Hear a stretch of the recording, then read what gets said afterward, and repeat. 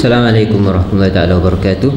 Bismillahirrahmanirrahim. Alhamdulillahirabbil alamin wassalatu wassalamu ala asyrafil anbiya'i wan mursalin wa ala alihi wa sahbihi ajma'in. Asyhadu an la ilaha illallah wahdahu la syarikalah wa asyhadu anna Muhammadan 'abduhu wa rasuluh. Allahumma shalli wa sallim ala Muhammadin wa ala alihi wa sahbihi ajma'in. Allahumma inna nas'aluka 'ilman la yunsa.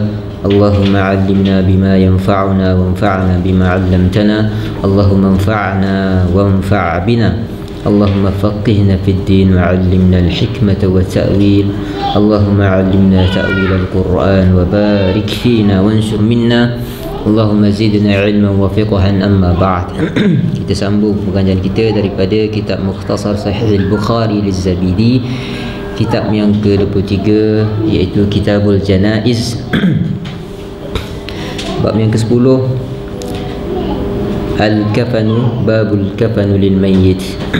Bab kafan bagi orang yang mati.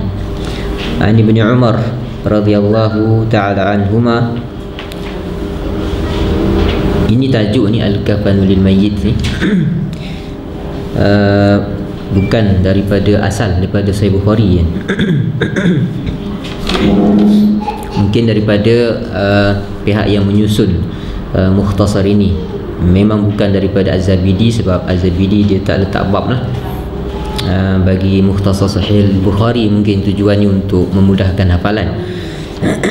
Yang ini mungkin daripada pihak yang menyusun. An Ibn Umar radhiyallahu ta'ala anhuma anna Abdullah ibn Ubay lamma tuwfi جاء ابنه إلى النبي صلى الله عليه وسلم فقال يا رسول الله أعطني قميصك أكفنه فيه أعطني قميصك أكفنه فيه وصل عليه واستغفر له فأعطاه النبي صلى الله عليه وسلم قميصه فقال آذني أصلي عليه فآذنه فلما أراد أن يصلي عليه جذبه عمر رضي الله تعالى عنه فقال أليس الله نهاك أن تصلي على المنافقين فقال أنا بين خيرتين قال استغفر لهم أو لا تستغفر لهم إن تستغفر لهم 70 مرة فلن يغفر الله لهم فصلى عليه فنزلت ولا تصلي على أحد منهم مات أبدا. Daripada Abdullah bin Umar radhiyallahu ta'ala anhuma, beliau berkata ketika Abdullah bin Ubay meninggal dunia. Abdullah bin Ubay, semua sedia maklum, ini Rasul Munafikin. Maksudnya ketua ataupun kepala golongan munafik lah. Hal ini sedia maklum je kan? Dalam kalangan Nabi dan sahabat kan. Tapi sebab dia ada pergi masjid dia ada pergi masjid, ditunjukkan Islam dia ada pergi masjid. Jadi sebab itu tidak ada tindakan diambil ke atas ni. Tapi semua sedia maklum yang dia ni munafik kan. Ketika Abdullah bin Ubay meninggal dunia, anaknya datang bertemu Nabi SAW. Anak Abdullah bin Ubay namanya juga Abdullah kan? Anaknya juga Abdullah kan? Lalu anaknya bertanya kepada Rasulullah, ya Rasulullah, a'tini qamisak ukaffinhu fi, berikan kepadaku pakaianmu untuk aku kafankan bapaku. Dengan pakaian itulah. Jadi di komis ni dia merujuk kepada pakaian kan, yang dipakai. Kalau sauk itu boleh digunakan untuk selain daripada pakaian kan. Dia macam kain untuk cadar ke, selimut ke dan seumpamanya. Komis ni dah jadi pakaian kan.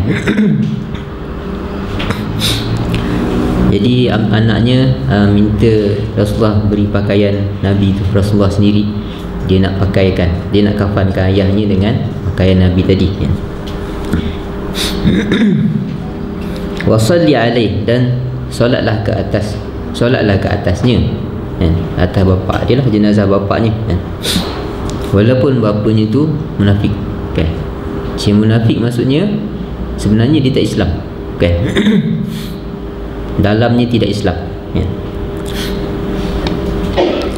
Wastaghfirlah, dan minta ampun kepada Allah bagi pihak bapanya, bagi pihaknya, maksudnya mohon Allah ampunkan dosa bapanya, kan?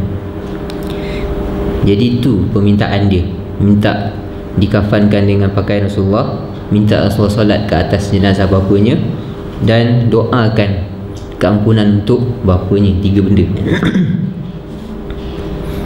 Fa'atahu Nabi sallallahu alaihi wasallam qamisah, Nabi pun bagilah pakaian Nabi tadi tu. Nabi bagi bukan waktu tu lah, kan? Jadi dalam riwayat Jabir akan disebutlah masa bila Nabi bagi pakaian tu. Nabi kata kepada Abdullah, anak kepada Allah bin Ubay, beritahu kepadaku bila waktunya nanti aku akan datang solat jenazah bapanya. Azinni maksudnya a'limni, a'limni, beritahu kepadaku nanti bila dah selesai, nanti aku akan solat jenazah bapamu. Lalu anaknya pun memberitahu, memaklumkan kepada Nabi bila sampai waktunya, tapi mereka maklumkan lambat sebab mereka bersalah, kan? Dan mereka merasakan seolah Rasulullah pun keberatan nak pergi, kan? Sebab ni munafik, kan? Jadi mereka beritahu lambat. Dah dikebumikan dah jenazah bapa dia, seperti mana yang disebut dalam hadis Jabir. Falamma arada an yusalli alaihi, jadi tak kala Nabi mahu solat ke atas jenazah Abdullah bin Ubay, jazabahu Umar bin Khattab, dipegang Nabi. Sini bukan maksudnya merentap, bukan. Jazabahu sini bukan menarik, merentap, bukan. Tak mungkin. Umar bin Khattab, sahabat yang paling kanan ni, dia buat begitu kepada Rasulullah. Dia lebih beradab lah berbanding dengan orang lain, kan? Jadi kat sini dia pegang Nabi dengan adab lah. Dan dia kata kepada Nabi, alaihissallahu nahaka an tusalli 'alal munafiqin, bukankah Allah larang kamu wahai Rasulullah daripada solat jenazah orang munafik, kan? Bukan tak boleh solat ke, kan? Betul ke macam tu, kan? Belum ada lagi hukum yang melarang Nabi solat ke atas jenazah munafik, belum lagi, kan? Ada hukum, ayatnya belum turun lagi. Tapi bagaimana hal itu difahami oleh Sayyidina Umar? Dia faham daripada ayat yang lain, ayat sebelum, dari surah yang sama tapi ayat sebelumnya nanti disebut sini. Nabi berkata, menjawab pertanyaan ataupun kemusykilan Umar tadi. Umar dia kata tak boleh solat ni, dia sebab dia munafik, kan? Bukan tak boleh solat ke, kan? Nabi kata, ana baina khiratain, aku diberi 2 pilihan sebenarnya. Ayat yang sama lah yang dipahami oleh Umar tadi, itu ayat itulah yang dijadikan sandaran oleh Nabi. Nabi kata, Allah berfirman, istaghfir lahum aw la tastaghfir lahum, in tastaghfir lahum 70 marrah falan yaghfirallahu lahum. Istaghfir lahum maksudnya mohonlah keampunan untuknya wahai Muhammad, ataupun engkau tidak mohon keampunan untuknya, sama saja, kan? Sama saja tu maksudnya apa? La yaghfirallahu lahum, Allah tak akan ampunkan dosanya, Allah tidak akan ampunkan dosa mereka. Ini golongan munafik. Sama ada engkau mohon keampunan wahai Muhammad ataupun tidak, sama saja. Apa yang sama? Natijahnya sama, iaitu Allah tidak akan ampunkan dosa mereka. Jadi kalau ada macam tu, sebaiknya tak perlu diminta ampun sebab dia ada faedah. Tapi kadang-kala ada faedahnya, kan? Walaupun jelas dah Allah tak akan ampunkan dosa mereka, apa faedahnya? Nak ambil hati nak ambil hati orang yang hidup, yang meninggal dunia tu habis dah lah, kan? Itu dah sudah jelas keadaannya tidak akan diampunkan dosa. Tapi orang yang masih hidup, yang ini perlu dijaga hati mereka. Nabi ambil keputusan macam tu lah, kan? berdasarkan kepada ayat ini tidak mengandungi, kalau kita baca ayat ni lah dan kita teliti, ayat ni tidak mengandungi larangan yang jelas memohonkan ampunan bagi golongan munafik. Tak ada. Ayat ni tak beritahu macam tu. Ayat ni cuma nak beritahu keadaan mereka itu tidak akan diampunkan oleh Allah, sama ada dimohon keampunan ataupun tidak dimohon keampunan oleh Nabi. Itu saja. Jadi kalau macam tu, hukumnya boleh ataupun tak boleh. Yang itulah Nabi kata ada pilihan, boleh ataupun tak boleh kan. Umar bin Khattab dia faham ayat ni tak boleh kan. Sebab tu dia kata alaihissallahu nahaka an tusalli ala munafiqin. Dalilnya ayat ni, Nabi jelaskan balik masuk ayat tu kan. Ayat itu tidak mengandungi larangan. Ayat itu hanya beritahu mereka tidak akan diampunkan, tapi tak mengandungi larangan. Boleh jadi maksudnya harus saja kan, kamu nak mohonkan ampunan ataupun tidak mohonkan ampunan. Jadi boleh buat pilihan seperti yang dipahami oleh Rasulullah SAW. Jadi Nabi solat kan. Kat sini ada kupasan lain lah dalam ilmu usul fiqh tentang ayat ini, selain daripada yang saya sebut tadi. Dia daripada perkataan sab'ina marrah tu kan, 70 kali tu. Itu dibincangkan dalam topik mafhum dalam usul fiqh. Dalam dalalatun nas, maksudnya dalam menyatakan maksud nas ni, ada satu topik yang disebut sebagai mafhum yang terbagi kepada dua. Satu disebut sebagai mafhum al-muwafaqah, satu lagi disebut sebagai mafhum al-mukhalafah. Jadi dalam topik mafhum al-mukhalafah itu dia ada satu topik, subtopiknya dia panggil mafhumul laqab.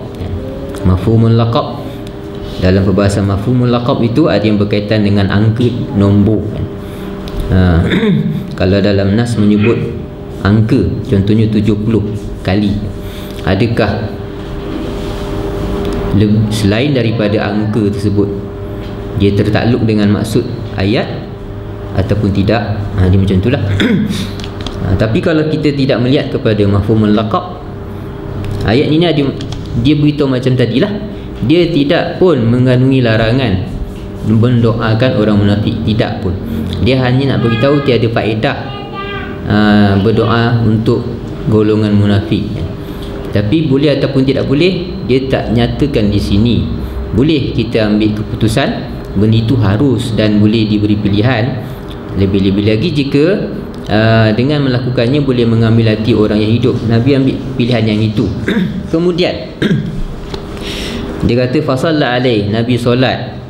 Bila sudah solat maka turun ayat lain dalam surah yang sama. Allah berfirman wala tusalli ala ahadin minhum mata abadan. Jadi ayat ini menunjukkan ayat ni ayat 84. Ayat 84 ni menunjukkan bahawa ayat 80 tadi tu memang tidak mengandungi larangan.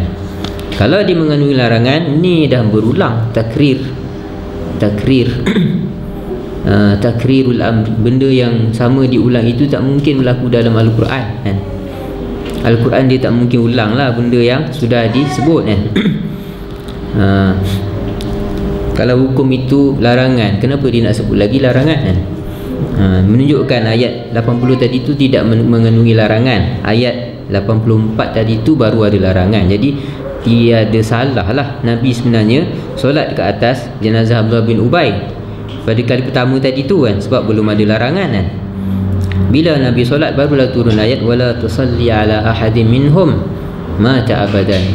Jangan solat lagi ke atas sesiapa pun dari kalangan mereka jika dia mati. Sampai bila-bila pun jangan solat. Bila turun ayat ni, maka Nabi pun pegang dengan ayat ni, waqafun. Nabi berpegang dengan ayat ni, maksudnya tidak dah lah lepas tu. Jadi sahabat pun selepas turun ayat ni mereka pun buat penilaian lah. Mereka jadikan itu sebagai penilaian. Jika Nabi tak solat ke atas seorang, dia tu munafik. Berdasar selepas turun ayat ni lah kan. Sebelum tu tiada larangan, jadi tak boleh nak dijadikan sebagai kayu ukur. Selepas turun ayat ni mereka akan perhati, kalau Nabi tak solat ada masalah lah ke atas orang yang ada masalah lah pada orang yang tidak Nabi solat jenazahnya tadi tu kan. An Jabir radhiyallahu ta'ala anhu qala ata an-nabiy sallallahu alaihi wasallam Abdullah bin Ubay Abdullah ibn Ubay. Ini maksudnya Abdullah ibn Abdullah ibn Ubay, anak dia pun nama Abdullah. Ba'dama atan Nabi sallallahu alaihi wasallam Abdullah atan Nabi sallallahu alaihi wasallam Abdullah ibn Ubay ba'dama dufin fa akhrajahu fa nafatha fihi min riqih wa albasahu qamisah. Jabir bin Abdullah radhiyallahu taala anhu berkata, Nabi datang ke tempat pengkebumian Abdullah bin Ubay. Dia selepas dikebumikan dah. Maksudnya masa tu baru Nabi datang, lepas dia dikebumikan. Jadi dalam huraian ulama sebut sebab keluarganya maklumkan lambat sebab mereka bersalah tadilah. Mereka tahu Nabi keberatan sebenarnya nak pergi solat jenazah dia, jadi mereka beritahu lambat sikit supaya nanti tak payahlah nak solat lagi apa semua kan. Tapi sebab Nabi dah janji kepada anaknya akan dikafankan dengan baju Nabi tadi tu, maka Nabi minta dikeluarkan semula jenazah ni. Fa akhrajah, lalu dikeluarkan jenazah Abdullah bin Ubay tadi tu, dikeluarkan. Fa nafatha fihi min riqih, Nabi pun bus padanya. Riq maksudnya ada hembusan yang bercampur dengan sedikit air liur, tu masuk riq. Riq tu air liur kan.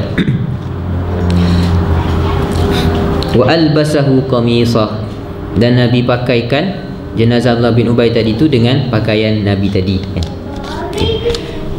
Ni nak ambil hati anak dia lah, sebab anaknya punya hajat tadi kan. Daripada sini juga diistimbatkan hukum at-tabarruk bi atharin Nabi sallallahu alaihi wasallam, mengambil berkat. Boleh masyru'iyyatut tabarruk bi atharin Nabi sallallahu alaihi wasallam, boleh mengambil berkat dengan apa ni, dengan athar Nabi, dengan bekas Nabi, pakaian dia ke, dengan air liurnya ke dan seumpamanya. Maksudnya boleh dia mengambil berkat dengannya. Mengambil berkat maksudnya memohon supaya pada Tuhan, memohon supaya dengan kesan Nabi tadi tu kita beroleh kebaikan lah. Boleh beroleh kebaikan. Sebahagian dia luaskan lagi hukum tu, dia kata bukan terhad kepada Nabi saja, dengan orang soleh juga, dengan golongan soleh juga.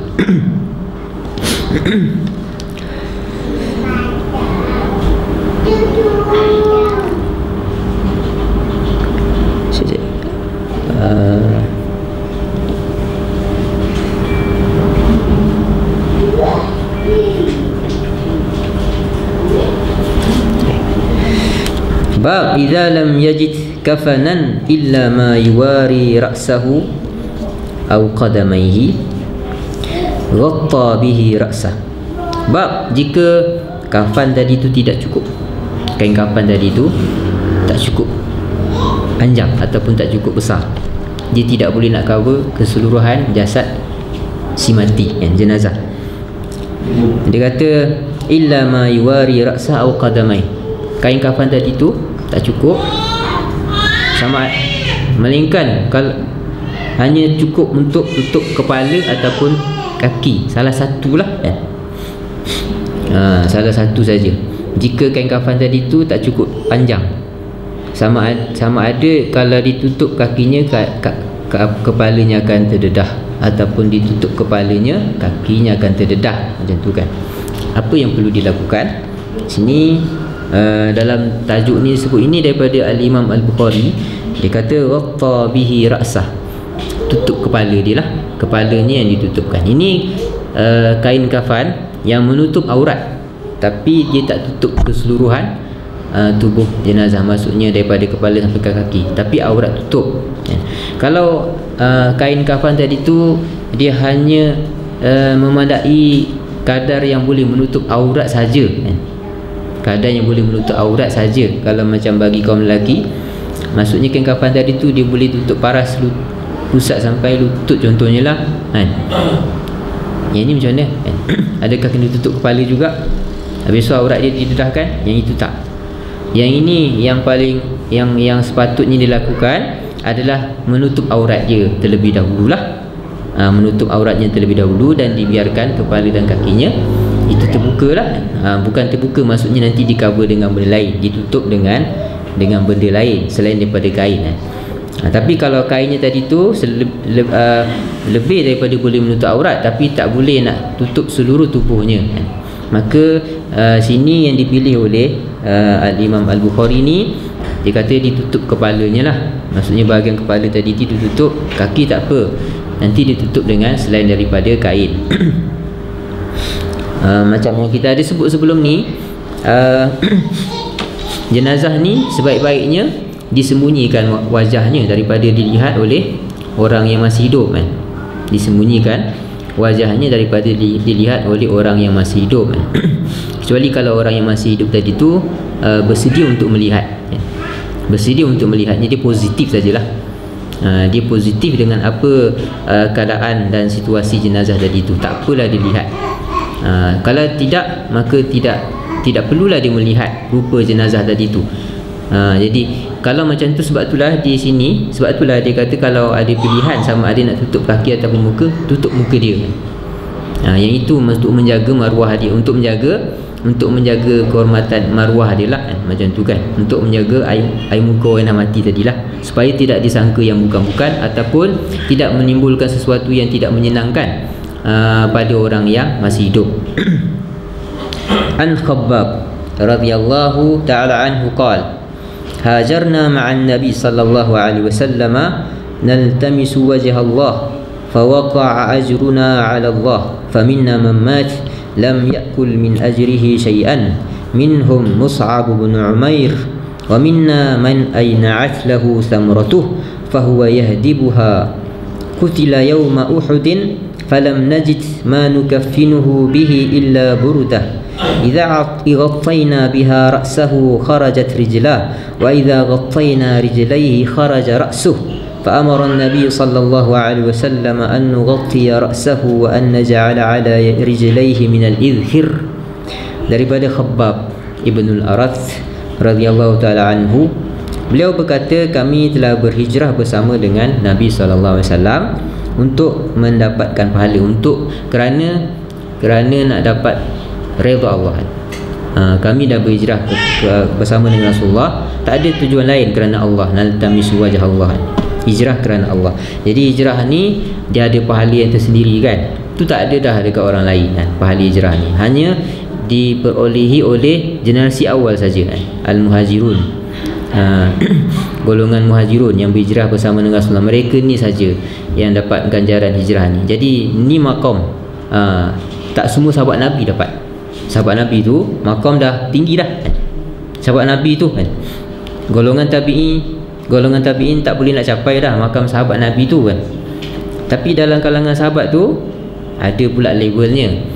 Mereka yang berhijrah bersama dengan Rasulullah, yang ini makamnya lain lagi lah, makamnya tersendiri, makam mereka tersendiri.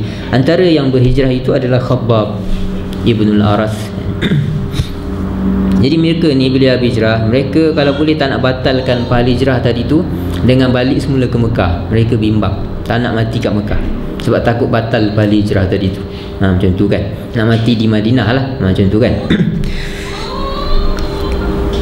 Fawaqa ajruna 'ala Allah, maka ganjaran dan pahala kami tu Allah lah yang tetapkan, yang tentukan. Faminna man mat lam ya'kul min ajrihi syai'a. Dalam kalangan kami ada yang telah gugur, dia tak sempat nak merasai habuan dunia lah, di sebalik hijrah. Ada habuan dunianya, kan? Ikhlas, tapi ada ganjaran dunia di samping itu, kan? Maksudnya, kan, ada yang tak dapat pun ganjaran dunia tu, dia dapat pahala saja. Dia kata minhum Mus'ab ibn Umair. Antara mereka adalah Mus'ab, sebab dia meninggal awal, dia syahid dalam perang. Dia meninggal awal, dia syahid dalam perang. Jadi dia tak sempat maksudnya merasai nikmat kemenangan selepas itulah, kan. Jadi pembukaan kota Mekah itu puncak kemenangan umat Islam lah, yang berhijrah ke Madinah bila mereka dapat maksudnya buka kota Mekah, kan. Selepas pembukaan kota Mekah, jadi cabaran ataupun bahaya ancaman musuh tadi tu dah tak banyak dah, kan. Sebab masa kat Madinah tu ancaman yang kuat tu ada 3 kan. Daripada Mekah, yang ini paling kuat lah ni, Quraisy. Sebab Quraisy ni dia bukan seseorang, dia ada sekutu dia kan. Quraisy ni, Quraisy lah kan, jerung kan. Quraisy tu maksud dia apa? Anak jerung kan. Jerung kan, bila dah jerung, shark kan, shark kan. Dia baby shark, dia bukan shark kan. Dia baby shark kan. Baby shark memang fenomena kan. Jadi dia ada rakan sekutu dia lah kan. Dia ada pengaruh, ada rakan sekutu. Kalau dia on, habis semua on lah kan. Jadi ini ancaman kuat kan. Selain daripada Yahudi, itu juga kuat kan. Sebab dia ada kubu dia di luar Madinah, ada Khaybar kan. Dan Badui, Arab. Badui ni bukan Badui sikit-sikit. Mereka ada kabilah yang besar dan mereka duduk kawasan penempatan mereka luas, Najd kan. Jadi wilayah Najd itu wilayah yang paling besar lah di semenanjung tanah Arab. Situ adalah perkampungan Badui, kawasan Badui. Ini tak ada peraturan kat sini. Dia nak buat suka hati dia kan. Ini juga adalah ancaman kepada kota Madinah. Dan banyak juga berlaku pertempuran yang melibatkan Nabi, para sahabat, Nabi dan para sahabat dengan kaum ni, kaum Al-Arab ni kan. Kabilah-kabilah Badui ni. Kadang-kadang dia pernah satu ketika mereka bergabung semua kan.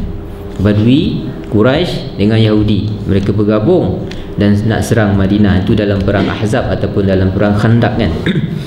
Jadi bila buka kota Mekah dah lapang sikit lah kan.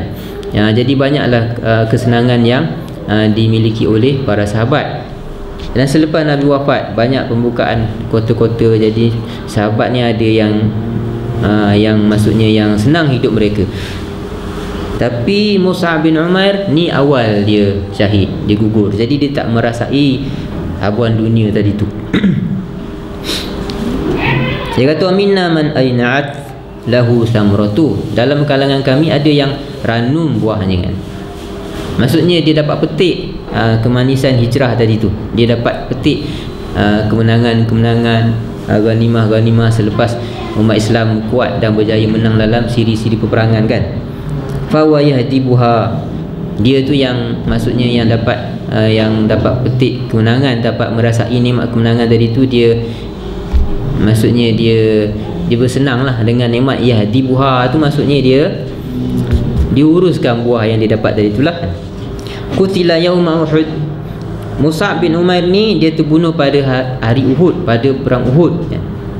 Jadi di sini ramai kan sahabat yang terbunuh. Hamzah ibn Abdul Muttalib, bapa saudara Nabi, juga syahid di sini kan. Mus'ab ibn Umair syahid di sini juga kan. Khabbab berkata, falam najid ma nukaffinuhu bihi illa burdah. Tiada kain yang boleh kami gunakan untuk kafankan Mus'ab, melainkan selendang, satu selendang, burdatan, satu selendang. Yang itu yang dipakai itulah, yang itu saja. Idza ghattayna biha ra'sah kharajat rijlah. Selendang yang digunakan sebagai pakaian dia tu, yang dia berperang dengannya tadi tu, tak panjang. Kalau tutup kepala, nanti kaki terdedah. Kalau tutup kaki, kepalanya terdedah. Fa'amara Nabi sallallahu alaihi wasallam an nughtiya ra'sah. Nabi arahkan kami tutup kepalanya. Wa an naj'ala ala rijlaihi min al-idhhir. Sementara di bahagian kakinya tadi tu kami tutup dengan daun-daun daripada pokok idhhir. Ini pokok yang ada yang banyak di tanah Arab lah. Dia macam lalang kan. Dia seperti pokok lalang di tempat kita kan. Jadi mereka gunakan untuk mengurus jenazah lah, pohon idhhir ni, dan guna juga untuk pembinaan rumah kan. Dan dia ada kegunaan lain lah. Banyaklah kegunaannya ini yang dikecualikan. Pohon yang dikecualikan maksud daripada tanah haram yang boleh dipetik sebab ada kegunaannya, ada manfaatnya. Ada manfaatnya. Jadi macam tu, maksudnya yang bahagian kaki tu ditutup dengan daun-daun, dengan pokok-pokok. Yang kain kafan tadi tu digunakan untuk menutup bahagian yang lebih perlu, iaitu kepala dia lah. Macam tu, bahagian muka. Itu yang hukum yang diambil daripada kisah pengkebumian Mus'ab ibn Umair ini.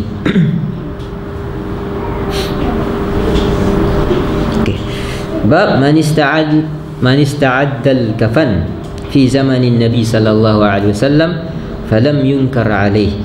Bab orang yang menyediakan kain kafan pada zaman Nabi dan tidak dilarang perbuatannya itu. Ini kita ada sebut dulu kan sikit. Kita baca sekali lagi. Sini kisahnya. Maksudnya dia siap-siap dah awal kain kafan. Dan itu pun dah berlaku zaman Nabi ya. Macam tu kan. An Sahl radhiyallahu taala anhu qala inna imra'atan ja'atin nabiy sallallahu alaihi wasallam bi burdatin mansujatin fiha hashiyatuha atadruna mal burdah qalu syamlah qala na'am qalat nasajtuha bi yadi faji'tu liaksuwakaha fa akhadhaha an-nabiy sallallahu alaihi wasallam muhtajan ilaiha فخرج إلينا وإنها إزار فحسنها فلان فقال اكسنيها ما أحسنها قال القوم ما أحسنته لبسها النبي صلى الله عليه وسلم محتاجا إليها ثم سألته وعلمت أنه لا يرد قال إني والله ما سألته لألبسها إنما سألته لتكون كفني. Qala Sahlun fakanat kafanah. Daripada Sahal bin Sa'ad radhiyallahu taala anhu, beliau berkata, ada seorang wanita datang bertemu Nabi dengan membawa kain selendang yang dia tenun. Kain tu baru lagi sehingga nampak dia punya apa dipanggil ujung-ujung kain tu yang ada panggil apa? Render dia. Kain baru kan biasa dia ada belum dijahit tepi lah. Kain yang belum dijahit tepi tu render dia panggil lah. Yang render bukan lansir kat lansir tu ke kan? Kan dia punya kaki kain. Ada kaki kain. Kaki kain. Border dia tu kaki kain tu yang ada bulu-bulu tu kan. Kain yang belum dijahit tepi jadi dia ada kaki kain. Menunjukkan baru lagi dibuat. Kalau sudah maksudnya digunakan, dia dah tak ada benda tu kan? Sebab telah digunakan, dah dipotong apa semua, jadi dah tak ada lah yang kaki kain tu. Yang ini baru lagi kan. Jadi dia ada kaki kainnya tu. Tu dia panggil hasyiah, masih baru lagi lah, belum digunakan. Dia memang buat khusus untuk Nabi kan. Dia tenun kain tu khusus untuk kegunaan Nabi sallallahu alaihi wasallam. Dia hadiahkan kepada Nabi. Ini menunjukkan Nabi menerima, hadis ni lah menunjukkan Nabi menerima hadiah. Sebab ini hadiah daripada seorang wanita. Jadi tidak dapat dinyatakan, tidak dapat ditemui nama dia lah siapa wanita yang menghadiahkan kain ini kepada Nabi sallallahu alaihi wasallam. Sahal berkata kepada orang yang mendengar kisah ni, dia kata, kamu tahu atadruna mal burdah? Tahu burdah itu apa? Burdah apa Orang Melayu biasa dengar burdah ni kan. Burdah tu apa? Kalau kau Melayu lah kan, sebut burdah, orang Melayu tu faham kan? Dia faham satu benda. Burdah qasidah kan. Qasidah puji Nabi itu dia panggil burdah. Dia ada sebab lah, ada asal kisahnya. Sebab sahabat Nabi yang memuji Nabi tu dengan qasidah, dia melibat situ ada burdah kan. Nabi hamparkan burdah, suruh dia duduk dekat situ kan. Dalam sirah lah kan. Dalam sirah disebutkan begitu kan. Banat Su'ad, qasidah Banat Su'ad. Jadi qasidah tu burdah itu disebut sebagai burdah Banat Su'ad. Itu awalnya. Su'ad ni perempuan, jadi ada ghazal. Jadi orang Arab ni bila mereka bersyair, antara tema yang akan digunakan adalah ghazal. Ghazal apa? Memuji wanita, ataupun disebut sebagai tashbib maksudnya memuji wanita, dipujilah. Tapi itu bukan poin dia, intro saja nak tarik perhatian orang. Macam tu kan. Nanti dia masuklah kepada apa yang dia nak sampaikan. Jadi Sahal bertanya, kamu tahu burdah apa? Jadi yang mendengar tu kata syamlah. Syamlah maksudnya kain yang digunakan untuk menutup seluruh tubuh. Dia kata ya, burdah tu selendang saja kan. Selendang yang bahagian atas kan. Tapi biasanya burdah tu digunakan untuk syamlah, maksudnya kalau dia besar dia guna untuk tutup seluruh anggota badan. Qalat, wanita yang memberi ataupun yang menghadiahkan kain itu kepada Nabi, dia kata nasajtuha biyadi, aku kata tenun dengan tangan aku sendiri kan. Dia nak beritahu special, nak beritahu yang ini special, dia buat sendiri. Dan dia nak macam nak satu galakan supaya Nabi pakailah, sebab ini special macam tu kan. Liaksuakaha, fajitu liaksuakaha, aku bawa ni untuk aku jadikannya pakaian kamu wahai Rasulullah SAW. Nabi pun ambil, muhtajan ilaiha, dalam keadaan Nabi memerlukannya, maksudnya Nabi suka benda tu. Nabi suka, itu yang dilihat oleh sahabat. Jadi mungkin Nabi tak cakap dia suka, tapi sahabat melihat melalui tingkah laku Nabi, dia suka pakaian tu. Jadi sahabat pun kata Nabi suka. Maksudnya sini dia ada beritahu lah kenapa Sahal ni dia kata Nabi mengambil dalam keadaan dia berhajat kepadanya, maksudnya dia sukakan pakaian tadi tu, sedangkan Nabi tak nyatakan pun kan. Jadi dia kata ini sesuatu yang dibolehkan, kita boleh buat keputusan berdasarkan kepada tingkah laku seseorang kan. Kita boleh cakap lah dia suka ke tak suka ke melalui tingkah laku dia kan. Itu tak salah pun kan. Fa kharaja ilaina wa innaha izaru, Nabi bila keluar berjumpa kami, dia pakai tu yang pakaian yang burdah yang wanita itu bagi, dia jadikan sebagai izar. Okey, kita dah sebut sebelum ni, izar tu maksudnya pakaian di bahagian bawah kan, maksudnya kain. Nabi jadikan sebagai izar. Fa hassanaha fulan, ada seorang lelaki dipuji pakaian tu bila Nabi pakai, dia kata cantik pakaian ni kan. Hasanah maksudnya bila Nabi pakai, dia kata cantik pakaian kamu Rasulullah. Dipuji untuk apa? Dia nak jadi orang Melayu kata apa? Ada udang di sebalik batu kan. Macam tu kan. Ada makna lah kan. Puji-puji ada makna tu kan. Macam tu kan. Faqala, dan lelaki tu kata uksuniha wa Rasulullah, bagilah aku, pakaikanlah aku pakaian kau tu kan. Dia nak. Siapa lelaki ni? Ini pun ada dibincangkan lah. Siapa lelaki ni? Ada yang mengatakan Abdurrahman ibn Auf. Abdurrahman bin Auf orang kaya kan. Ada yang kata dia kan. Ada yang kata Sa'ad ibn Abi Waqqas kan. Ini kerabat Nabi juga kan. Ada yang kata orang Badui kan. Orang Arab Badui lah, tentu. Dia kata bagilah aku kan. Ma ahsanaha, cantiknya kan. Kain ini Rasulullah. Itu uslub ta'ajub. Ma ahsanaha. Kalau salah baca dia tak jadi uslub ta'ajub. Kalau kita sebut ma ahsanaha, ni bahasa Arab sikit. Ma ahsanaha maksudnya alangkah cantiknya. Tapi kalau kita kata ma ahsanuha, itu lain maksud dia, itu soalan. Ma ahsanuha, apakah yang paling baik kan? Tentangnya kan. Daripadanya apa yang paling baik. Ma ahsanuha itu istifham kan. Apa yang paling baik kan? Kalau ma ahsanaha, alangkah baiknya, dia jadi macam tu kan. Kalau ma sini dia guna sahabat bila dia kata alangkah baiknya, lepas tu yang sahabat yang lain tu komen terus. Faqala al-qaum ma ahsant, tak bagus engkau ni. Ma ahsanta, itu maksud dia engkau tak bagus. Kalau ma ahsanaka, macam tu kan. ma ahsana halak, ma ahsana, yang penting ada, bukan ma ahsanta engkau bagus kan. Ma ahsana halak contohnya kan, bagus engkau ni kan. Tapi kalau ma ahsanta, tak bagus engkau ni kan. Engkau ni tak bagus, tak elok macam ni kan. Sebab minta pakaian Nabi kan. Labisahan Nabi sallallahu alaihi wasallam muhtajan ilaiha, Nabi pakai dan dia suka dengan pakaian tu. Tiba kau minta, thumma sa'altah, kemudian kau minta. Wa alimta annahu la yarud, dan kau tahu Nabi kalau dia minta dia tak tolak, dia bagi je. Kau tahu tu, macam kau tahu dia punya titik kelemahan dia, kau guna kan. Ambil kesempatan lah maksudnya kan. Kau tahu dah Nabi kalau orang minta dia akan bagi, kau minta dia benda yang dia suka. Tak bagus lah macam tu kan. Jadi mereka tegur.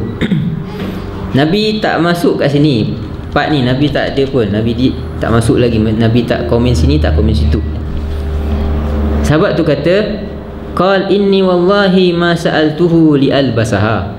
Dia kata, sesungguhnya aku demi Allah, aku minta bukan untuk pakai sebenarnya. Tak, aku bukan nak pakai. Innama sa'altuhu litakuna kafani. Aku minta supaya jadi kafan aku nanti. Aku nak jadikan pakaian Nabi itu sebagai kafan aku, dan pakaian Nabi pakai itu yang dia suka. Yang itu aku nak jadikan kain kafan aku. Sini tak ada halang, maksudnya tidak ada bantahan daripada sahabat. Sebab itu ulama kata maksud benda itu haruslah, kan?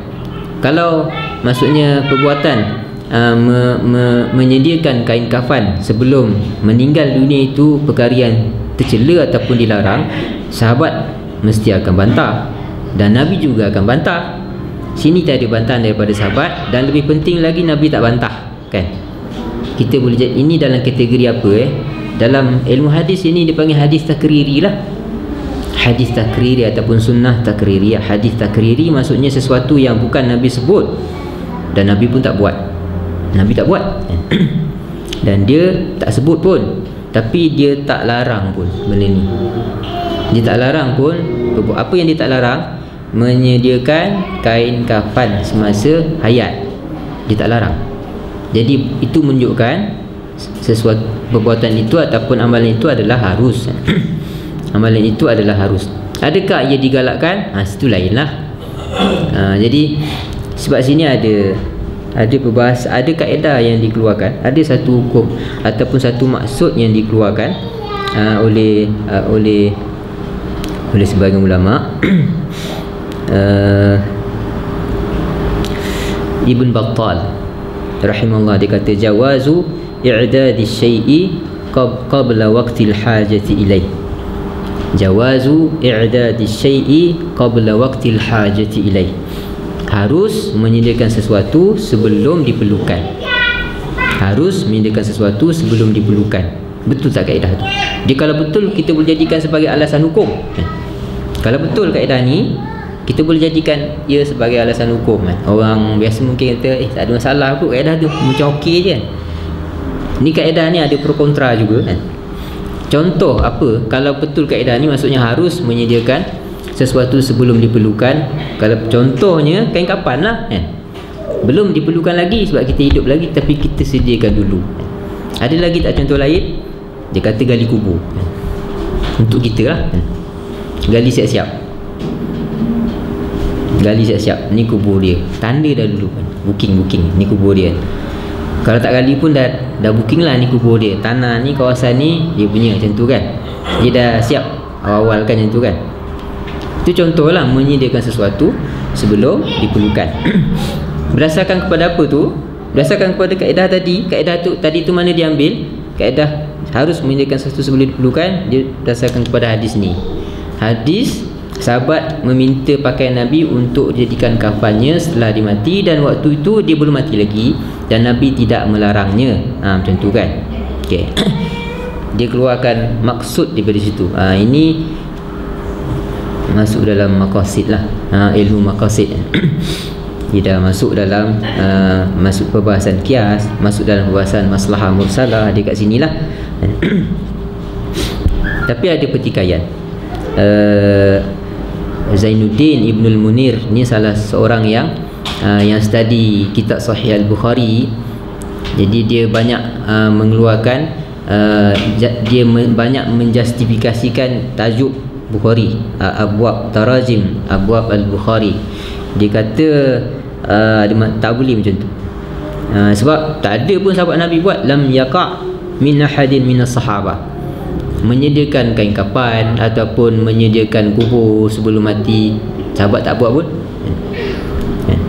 Dia kata sahabat tak buat. Kalau benda tu digalakkan lah, mereka buat, tapi seorang ni je lah yang buat. Dan tak dinyatakan namanya, kan? Seorang ni je yang diketahui buat. Yang lain mereka tak buat. Walaupun mereka tidak bantah, tapi mereka tak buat.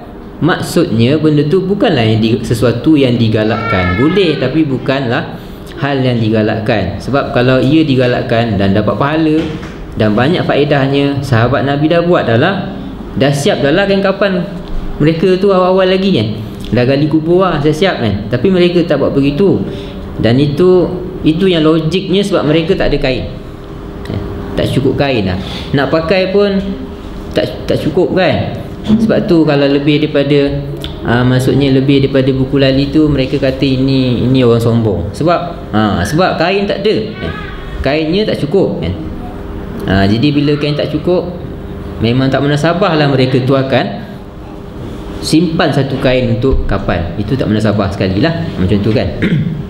Tapi benda tu tidaklah sesuatu yang dicela kan. Okay. Ada pendapat daripada mazhab Syafi'i lah. Dia kata kalau orang nak buat begitulah kan, kalau ada orang nak buat begitu kan, dia nak sediakan kain kapan, dia nak sediakan kain kapan, ataupun dia nak ambil berkat daripada orang soleh. Contohlah, dia nak jadikan pakaian orang soleh tu supaya kain kapan dia. Manalah tahu kan, saya rasa ada lah buat macam tu kan, mungkin dah ada dah kan. Dia kena teliti, dia kata ni dalam Syafi'i lah, dia kena teliti pastikan kain yang dia nak jadikan kain kapan dia tu, yang itu betul-betul halal. Sebab itu dia akan pakai nanti dalam kubur kan. Pastikan betul-betul daripada sumber yang halal satu. Kalau dia nak ambil berkat daripada orang soleh, pastikan betul-betul orang tu soleh lah kan.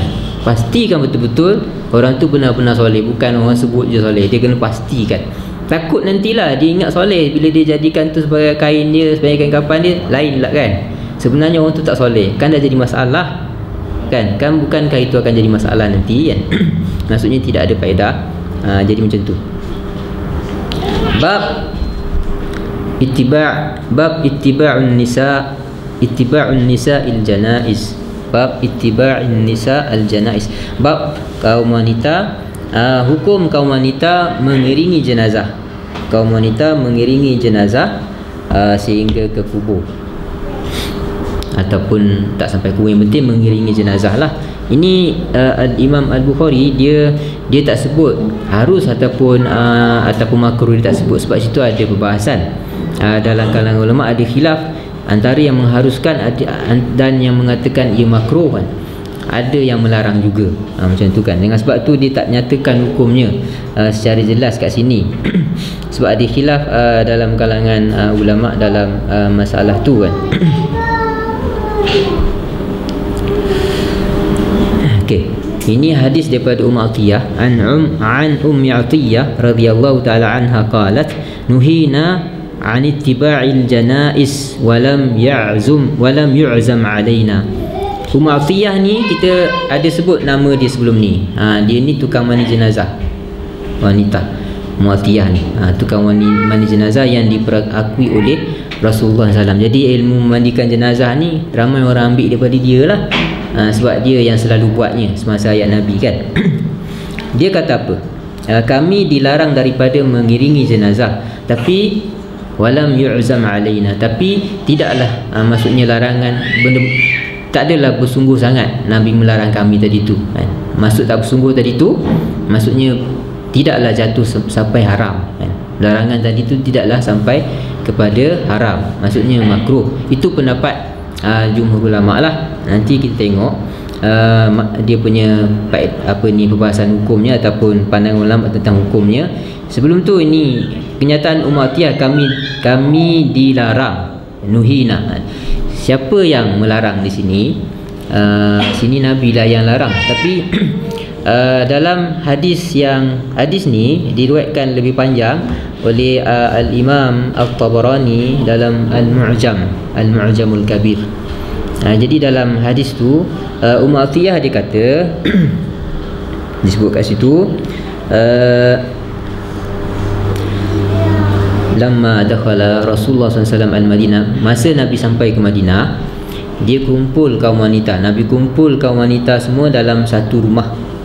Ni awal-awal datang Madinah lah, Nabi kumpul kaum wanita tu dalam satu rumah. Dan Nabi hantar Sayyidina Umar untuk jadi wakil dia. Nabi tak pergi lah, Nabi hantar Sayyidina Umar untuk sampaikan maksud Nabi kepada kaum wanita. Jadi Sayyidina Umar pun jumpa kaum wanita, dia ketuk pintu bagi salam dan dibenarkan masuk. Dan Sayyidina Umar kata Nabi cakap dengan aku tadi, beberapa hari dia pun sampailah. Sebab nak bai'ah masa tu, dia kumpulkan kaum wanita untuk berbai'ah dengan Islam. Antara isi kandungannya, Nabi melarang, situ dia sebut, Sayyidina Umar menyebut kepada kaum wanita yang dalam kalangan kaum wanita tu ada Atiyah, dia kata Nabi melarang daripada mengiringi jenazah. Nabi melarang daripada mengiringi jenazah. Dia disebut dulu kan, Nabi melarang daripada mengiringi jenazah. Maksudnya Atiyah radhiyallahu taala anha tidak mendengar kenyataan ini direct daripada lisan Nabi, tapi dia mendengarnya melalui perantara Umar bin Khattab. Yang ini dalam ilmu hadis dipanggil apa? Ini dipanggil mursal, mursal sahabah. Ini dipanggil mursal sahabah. Tapi ini mursal yang tidak ada orang kata apa, tidak ada efek kan, dari segi hukum. Maksudnya hadis ini hadis sahih dan dia bersambung sebab dia mursal sahabah. Seolah-olah macam Atiyah mendengarnya langsung daripada Nabi, sebab yang menjadi perantara antara Atiyah dengan Nabi itu adalah sahabat juga, iaitu Umar bin Khattab radhiyallahu taala anhu. Tapi hukumnya macam mana kan? Daripada perkataan nuhina tadi tu, perkataan ya'zum, sebab larangan, Nabi larang ni ada dua maksud lah, sama ada dia makruh ataupun haram. Tapi kalau tiada qarinah, hukum asalnya adalah maksudnya haram lah kan. Tapi ini macam mana? Sebab dia ada sebut walam yu'zam alaina, tidak dikuatkan, tidak dikuatkan ke atas kami. Dikuatkan apa? Tidak ditegaskan ke atas kami. Tidak ditegaskan apa? Tidak ditegaskan larangan ke, ataupun tidak ditegaskan apa benda kat sini. Kat sini dia ada tiga maksud dekat sini. Sebab jumhur mengatakan makruh saja kan? Makruh kaum wanita mengiringi jenazah ke kubur, makruh saja. Maksudnya bukan sesuatu yang haram kan? Ada pendapat yang disandarkan kepada Imam Malik kan? Dia tak katalah itu pendapat Imam Malik, dia kata cenderung, Imam Malik cenderung mengatakan harus wanita ni mengiringi jenazah. Dia ada dalam sandaran dia, sebab pada zaman Nabi kaum wanita ada menziarahi kubur, dan Nabi ada melihat kaum wanita menziarahi kubur kan? Kita akan jumpa hadis ni nanti. Dan satu ketika bila ada wanita menziarahi kubur dan Nabi ada di situ, Umar bin Khattab dia larang kan. Nabi kata da'ha ya Umar, biar dia wahai Umar. Maksudnya benda tu tidak salah. Sebab tu sebahagian mengatakan, dan itu juga dikatakan pandangan Imam Malik, maksudnya harus saja, tak jadi masalah kan? Dengan syarat lah, sebab dia kaum wanita kan, dia special sikit lah kan. Kena selamat daripada fitnah lah. Yang kedua, selamat daripada perkara yang membahayakan. Dua benda tu, fitnah dan yang membahayakan dia lah, membahayakan kaum wanita itu sendiri, kemudian tidak menimbulkan fitnah. Dua benda tu je lah kan. Kalau dua benda tu dapat diatasi, dia jadi harus macam tu lah kan. Sebab perkataan yu'zam alaina ni sama ada maksudnya tidak ditegaskan larangan tadi tu, jadi dia maksudnya makruh, ataupun dia kata maksudnya mungkin kami dilarang menziarahi kubur, mengiringi jenazah, tapi tak salah nak ziarahi keluarga jenazah. Yu'zam alaina tu mungkin maksudnya kami tidak dilarang pun, yang mengiring jenazah tu dilarang, tak boleh. Tapi nak menziarahi keluarga si mati itu tak salah. Mungkin itu maksudnya dia ada sebut pada ada dikatakan Fatimah anak Nabi menziarahi satu jenazah, keluarga jenazah. Nabi tanya, kamu dari mana? Dia kata pergi ziarah keluarga si mati, bagi takziah macam itulah. Nabi kata, kamu ikut sampai ke kubur ke kan? Dia kata tak. Macam menunjukkan kalau nak menziarahi keluarga si mati itu tak salah untuk bagi takziah dan seumpamanya. Yang penting tidak ikut sampai ke kubur macam tu kan. Okey, yang itu saya ingat cukup sekat tu dulu. Subhanakallahumma wa bihamdik, nasyhadu an la ilaha illa anta, nastaghfiruka wa natubu ilaik.